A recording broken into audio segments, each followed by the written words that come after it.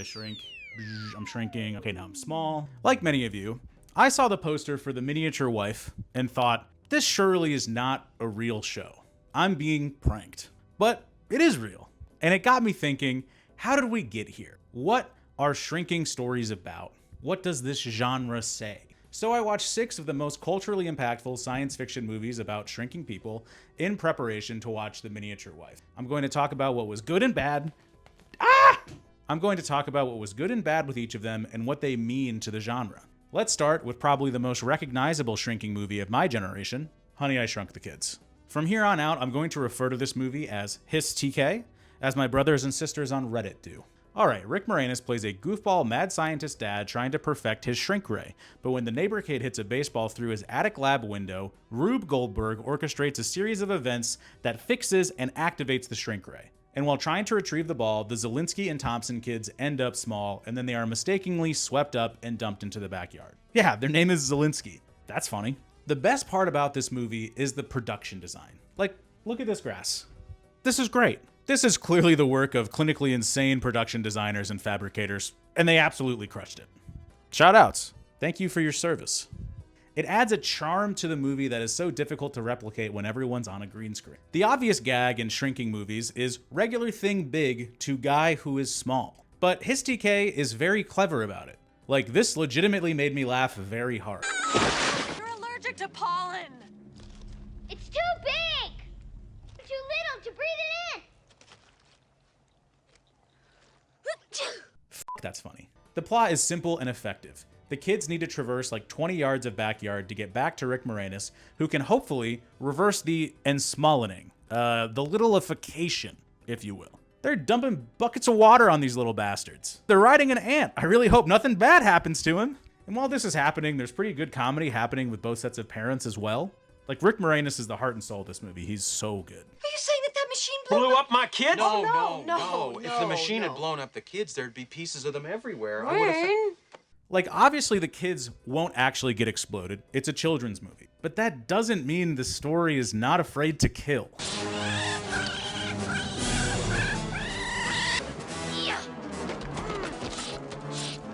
Okay, at the last second, I actually cut out the mortal wounding of Auntie because it's really traumatic. It kind of throws off the vibe of the whole video. Thank you for your service. Moment of silence for Auntie. He was just an ant. It didn't matter. The actor who played Auntie is actually a really bad guy, so it really makes his death hollow. Also, the claymation of the scorpion is so unsettling. Like, it sends it into the uncanny valley just enough to make it scarier but not distracting. The kids fail to avenge Auntie, but they chase the scorpion off, leaving the potential for a sequel. See what Scorpion's up to. Maybe even a prequel. Find out how he got so evil. Bob Iger, are you wait, it's not Bob Iger anymore. Josh D'Amaro, are you listening? Because I'm spitting gold here. The last big set piece of the movie, the kids are almost eviscerated by a lawnmower blade, which was legitimately suspenseful, because we know this movie is not afraid to shed blood. But at the last second, the blade is turned off, and the kids make their way into Rick Moranis' cereal bowl, and they're largified, if you will.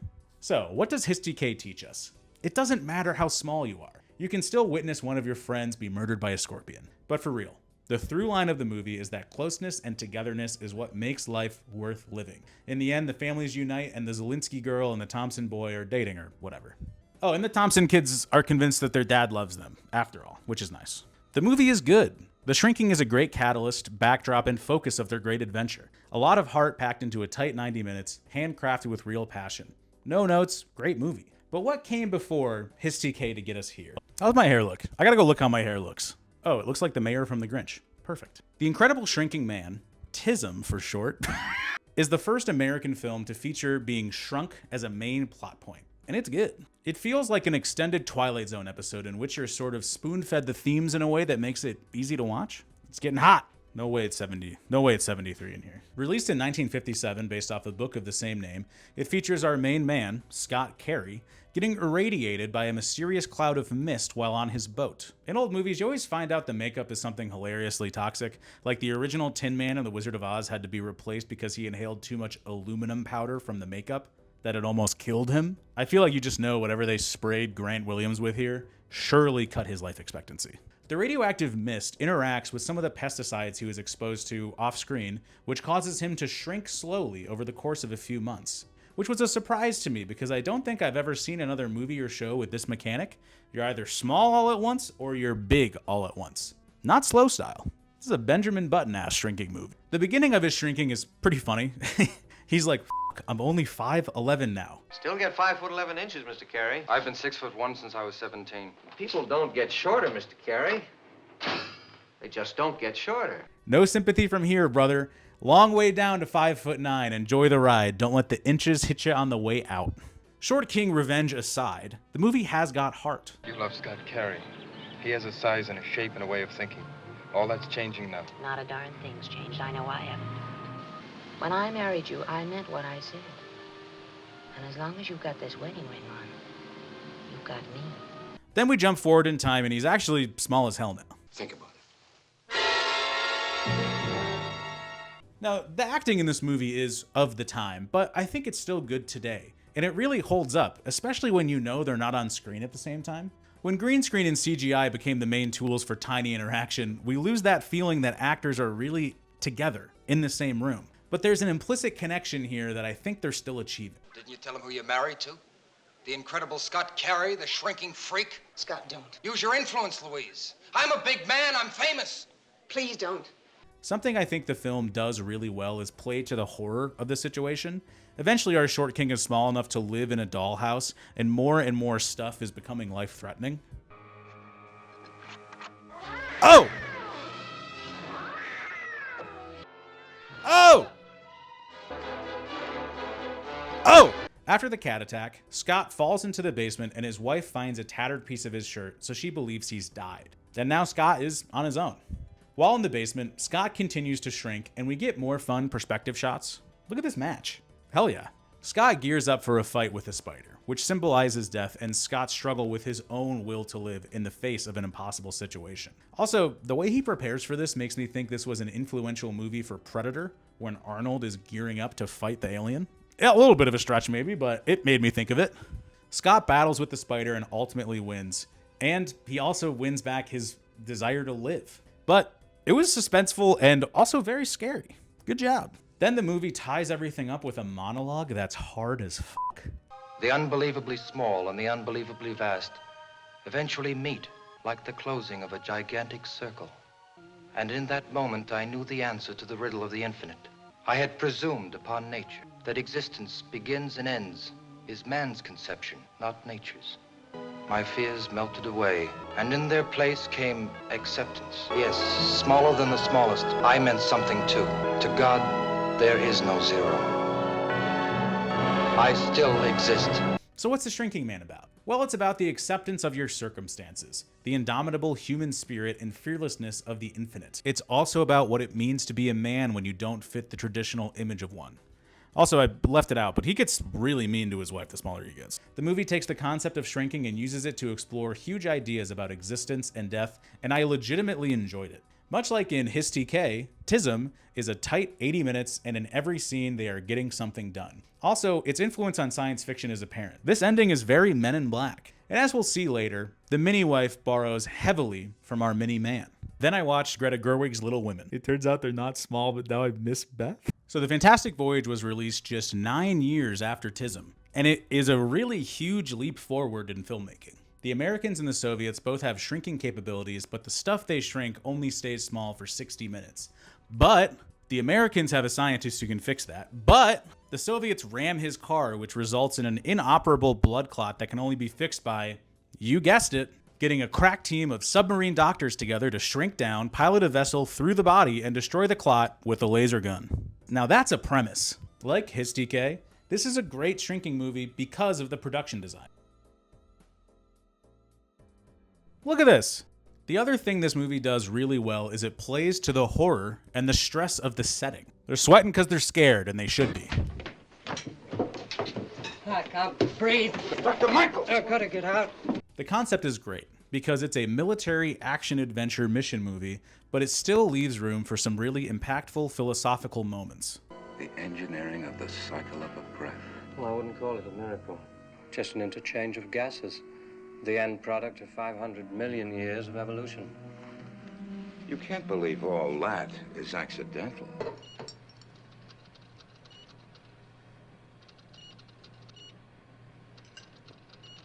You'll wind up a Hindu. They respect all forms of life, however small. He's realizing that just because it's small don't mean it can't laser a blood clot in someone's brain that you need to be alive. They ultimately got small in this movie to ask big questions. And along the way, there was great action and adventure. No notes, this movie is awesome. Look at the submarine. They went all out with the submarine. Staying in the spirit of submarine inside the body movies, I also watched 1987's Inner Space, which is essentially the zany version of the Fantastic Voyage. So during a miniaturization test, an evil group of arms dealer tries to steal the shrunken submarine piloted by Dennis Quaid, and in an effort to save the tech, the lead scientist injects it via syringe into a stranger, Martin Short, right before bleeding out and dying. Then, Martin Short and Dennis Quaid need to work together to evade the arms dealers and get him re-enlarged. I don't have a ton to say about Inner Space other than it's really silly. Like, they're doing a heist / selling the technology to the evil highest bidder trope, but we're also witnessing Martin Short learn how to be cool and seize the day, while hot-headed pilot Dennis Quaid is learning how to be sweet. And then there's a love triangle between Dennis Quaid and Meg Ryan and also Martin Short. And when Martin Short and Meg Ryan kiss, the submarine goes back and forth between their bodies, which, you know, I don't want to be a stickler. I mean, well, this whole channel is me being a stickler, but like, it doesn't matter where Dennis Quaid is in the submarine in the body. When they kiss, he always shoots through their mouths and rides the saliva down to just wherever. Dennis Quaid ends up in her uterus and finds a fetus that looks like an alien, but it's like, oh, it's my baby. Like, that's, oh, she's pregnant. Ah. While that's all happening, they're being hunted by the Professor Gadget version of the Terminator. I wish it was funnier. I think it could have justified how silly the rest of the movie was if it was just funnier. Something that stood out to me is the start of the sort of disconnect between performances between big and small actors. Like, for 99% of the movie, Dennis Quaid is in the submarine, and it doesn't really feel like he was acting opposite the rest of the cast when they were in scenes together. You know, the movie wasn't for me. I think if I had seen it as a kid, I would have carved out a nostalgic spot for it and would want to defend it, but I didn't, so it's just okay. Next. I'm not a huge Marvel head, but I have seen 32 out of the 37 films since Iron Man 2007. Okay, I guess that does sort of make me a Marvel head. And generally, they've sort of slid from singular creative vision per movie to being directed by the same group of shareholders. Like, for example, Doctor Strange in the Multiverse of Madness only had like one Sam Raimi moment in it. And it was kind of sick, probably the best part of the movie. And I suppose if your gross box office earnings are over $32.4 billion for the franchise, the powers that be are not going to let you do a silly one. Like, they didn't want a Sam Raimi movie. They wanted to slap his name on it and make it seem like this one would be different when it really wasn't. But in a franchise where like 31 of the 37 movies are really similar, it's probably good to do a silly one every once in a while.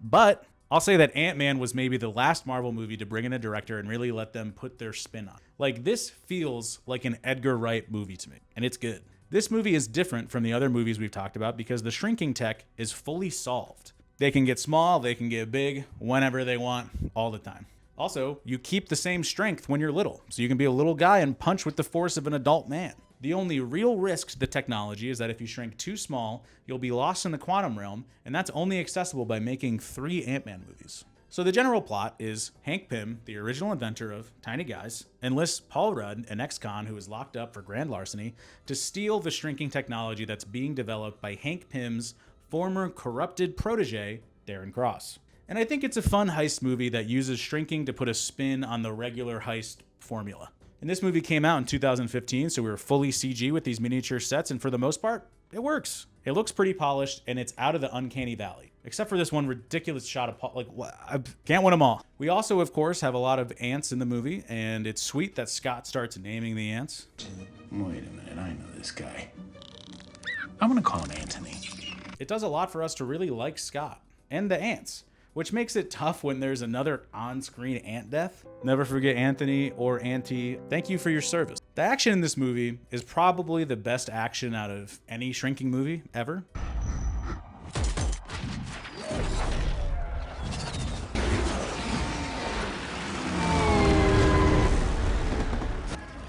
Was that the Hoth laser noise from Star Wars? Oh yeah, and during the heist, the vault that they're breaking into is basically set up like the Death Star, which is fun. I think my biggest complaint about the film is the idea that the Pym particle, the tech that makes the shrinking and growing possible, also makes you insane if not handled correctly.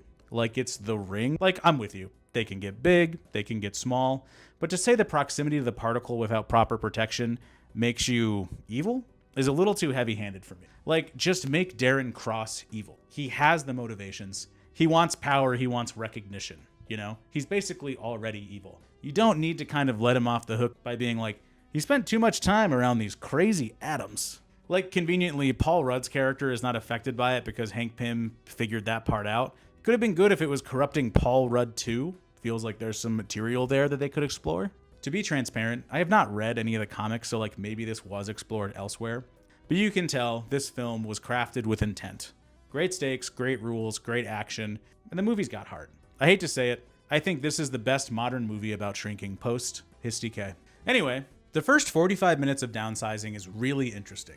The premise is that essentially, if you partake in downsizing, which is a process where you're paid to be made about 6 inches tall and then are moved into a downsized community where your dollar is worth roughly 50x, you get to retire and live a luxurious life at a fraction of the cost and a fraction of the size.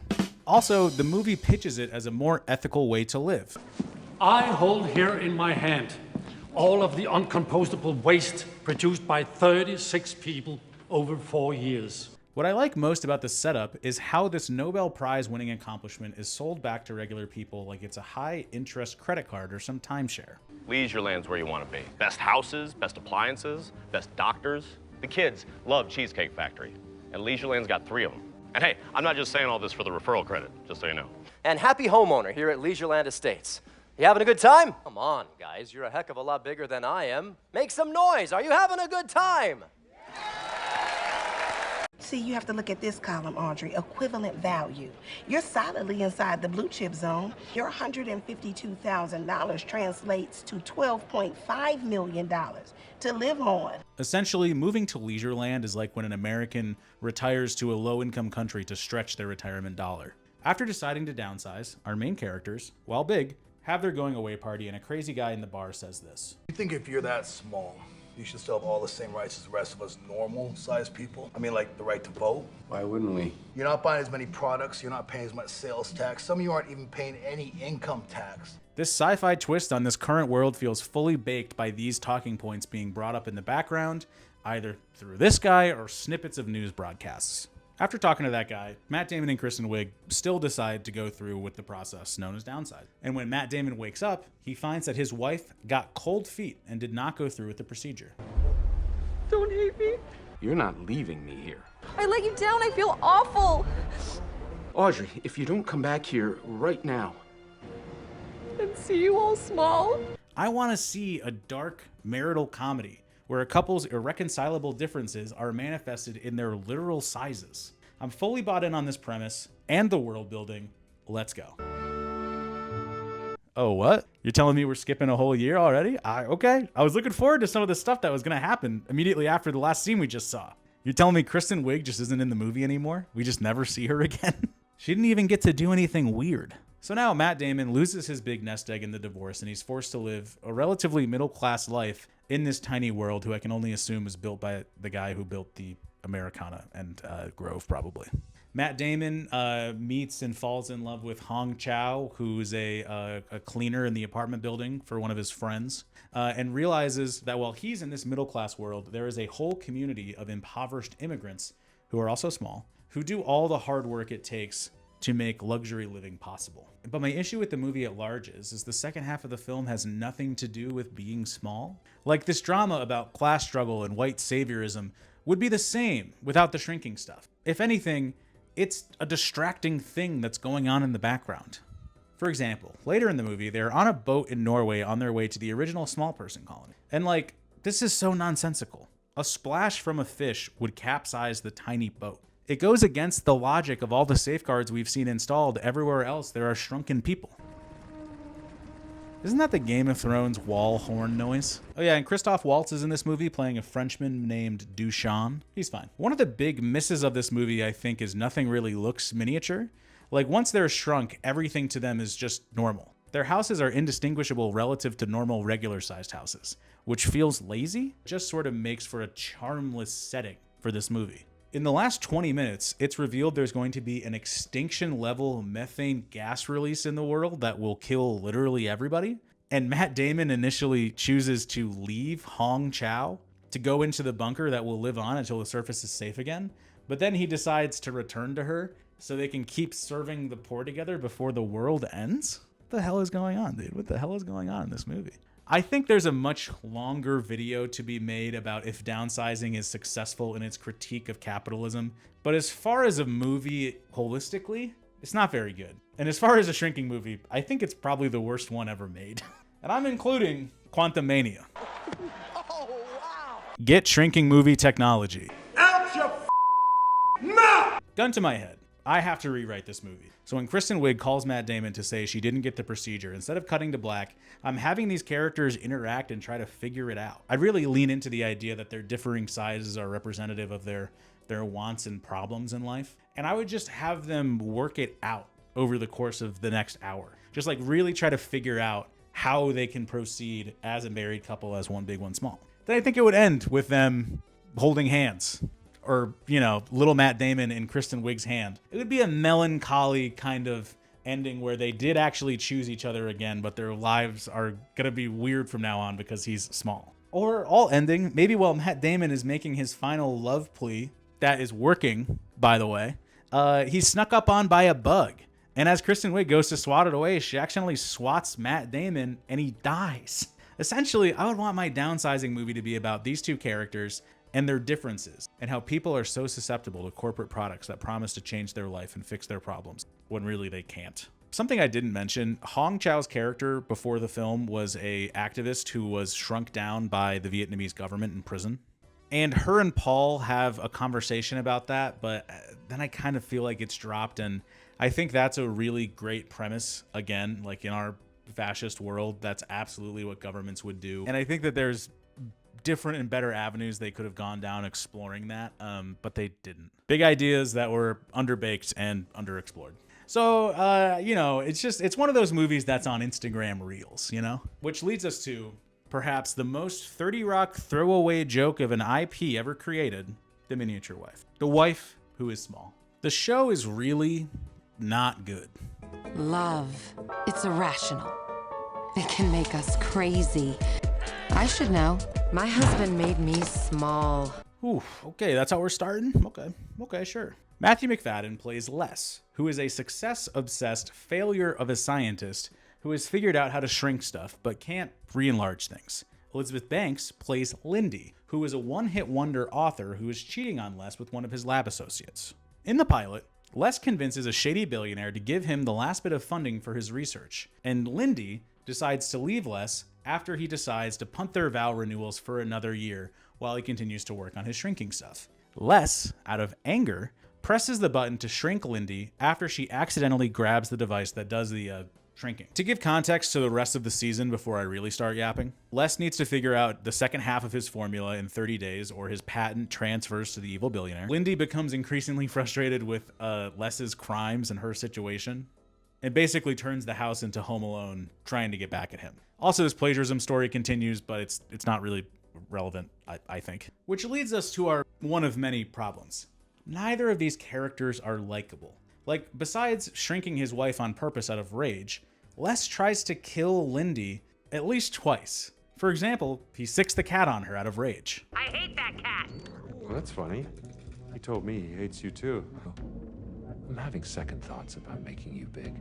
And so I bid you farewell. And I wish you the best of luck.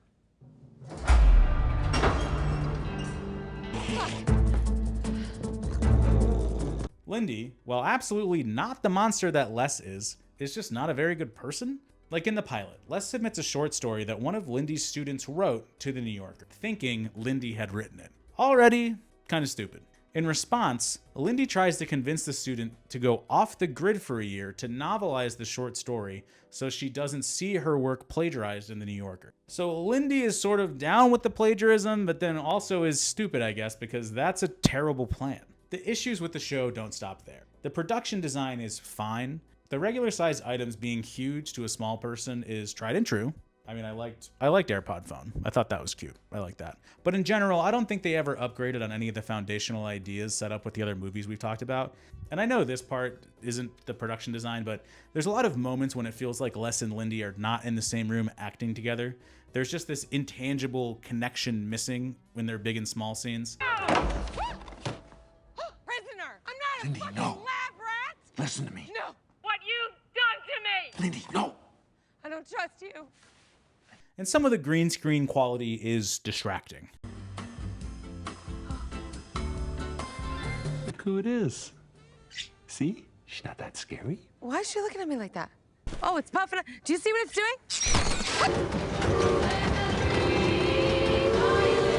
Why is this show set during Christmas but released in April? Did something happen over at Peacock? Another problem is the stakes never really feel that high. So anytime she's in danger, it's just boring. Me. When there's no clearly defined stakes or rules in a show, science fiction or not, nothing means anything. What are we supposed to take away from this besides that he wants to kill her? I know I'm being like maybe too literal here, but like, so Lindy's indestructible? Like proportionally, if she was a real sized person, that's like a wrecking ball coming and hitting you and knocking you 50 yards. She's just totally fine the next scene. The show just like sold itself out for a joke that's like not good. When her love interest shows up small and almost gets eaten by the cat. Richie! He doesn't even really get hurt. Like he's wearing bandages and stuff, but like he's not mortally wounded. So you're like, okay, I guess that's not really a threat either. There's this whole side story about Lindy's publishing career, which is so hard to care about because, like, girl, you are small.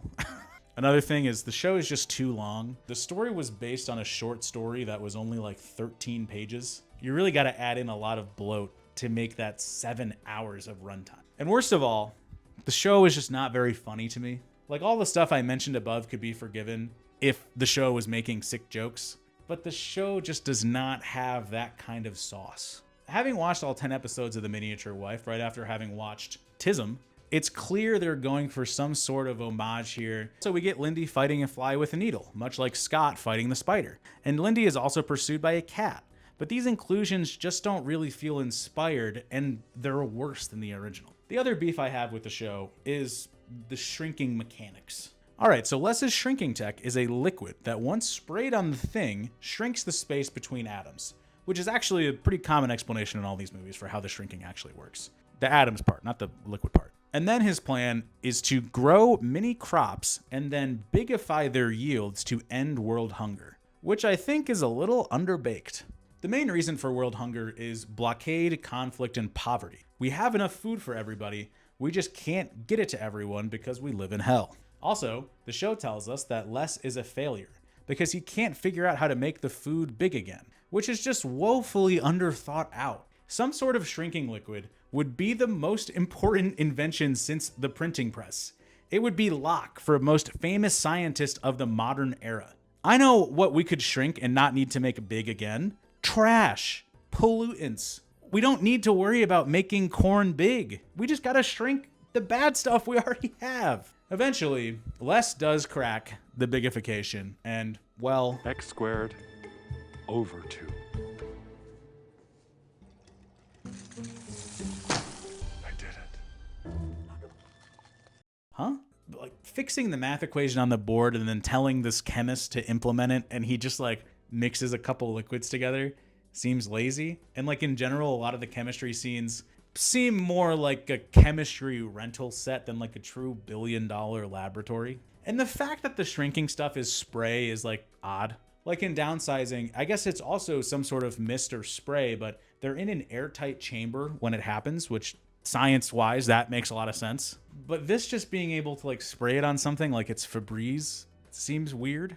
Like when Lindy gets shrunk, she gets sprayed in the face, but her whole body and clothes and accessories shrink with her. Did they get wet too? Is there some other explanation? I feel like they chose to make it spray to be different than other works in the genre, but it just led to more questions, and it just makes stuff not feel so thought out. Like if you don't lay the foundation well in a science fiction show, it just makes for a really wobbly story the rest of the time. Okay, so the evil billionaire character wants to sell this tech to the army to make more money, and a general from the army says this to Les.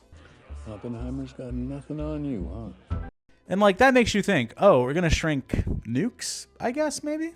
And I'm not saying because he mentioned Oppenheimer he means nukes, but it's like, okay, like they're gonna show us some crazy military application for this that's really gonna be like, whoa, these guys can't get it. But no, their idea is to shrink tanks and missiles so they can like ship them for lower costs around the world. They can like ship them to places and be undetected, which I think is just kind of stupid. What does that accomplish that a drone strike can't? I'm like, the United States military is the most powerful army in the world and they have infinite money. I'm just like, pitching the shrinking as a sort of cost savings for the military is not very creative. I think it would have made more sense if the guys they wanted to sell the shrinking tech to was like a terrorist cell. But that kind of doesn't really fit too cleanly into a comedy, I guess. So I don't know. Anyways, in the end, they destroy the formula to make things small and big. They detonate the lab, and Les makes himself small to help, I guess. And then they run out of the lab with the big serums like this. Oh, and they have a daughter. I didn't talk about the daughter. She's in like half the episodes.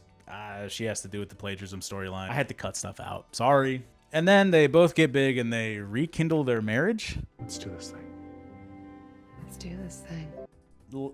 Like Lindy did cheat on Les. That's not great. But Les literally shrunk her down to imprison her and then tried to kill her like 3 times. What are we doing, show? But the real funniest part of the show is that while it's ending, Lindy says this. I have this idea, tiny, big idea. I feel like I have to write it. And I'm thinking that the working title might be The Miniature Wife.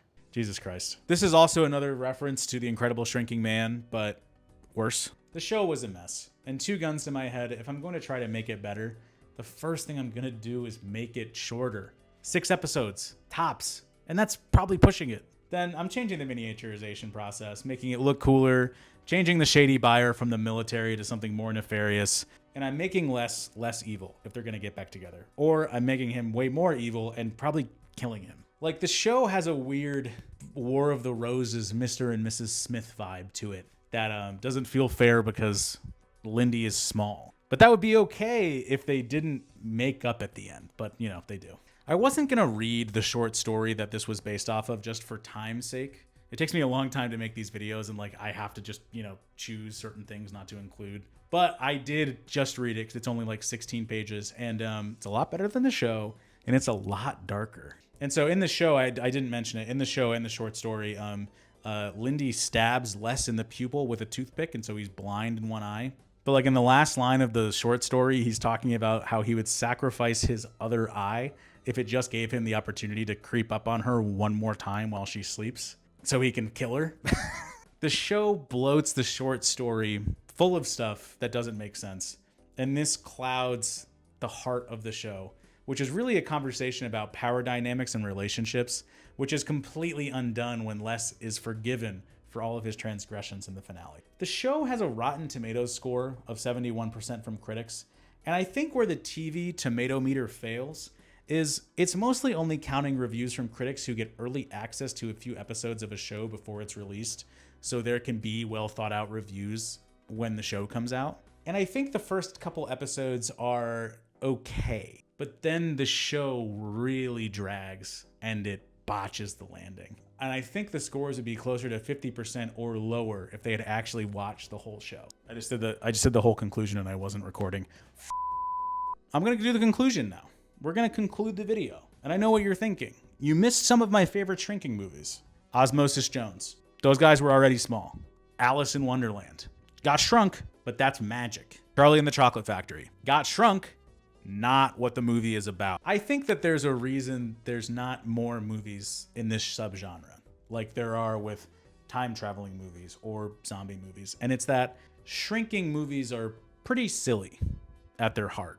And I also think the stuff that you can do with a shrunken person is sort of played out at this point. They've really covered a lot of the bases. These movies work best when there are real stakes applied and the fear of death to our characters is tangible. And it doesn't fucking hurt if the set is awesome. These movies lack when they go on for too long. or the effects just like aren't working, or if they don't really lay a solid foundation for the rules of the universe. These movies are about power dynamics, the infinite, the consideration that something can be truly valuable regardless of their size. But they're ultimately about the human spirit. When put in the face of great smallness, how big can you be? I wrote that. That doesn't make sense really. You get it though. You get what I'm saying. Hey guys, thanks for watching. Please like, comment, subscribe if you haven't already. I hate to call to action, but I like to see the number go up. Thanks guys.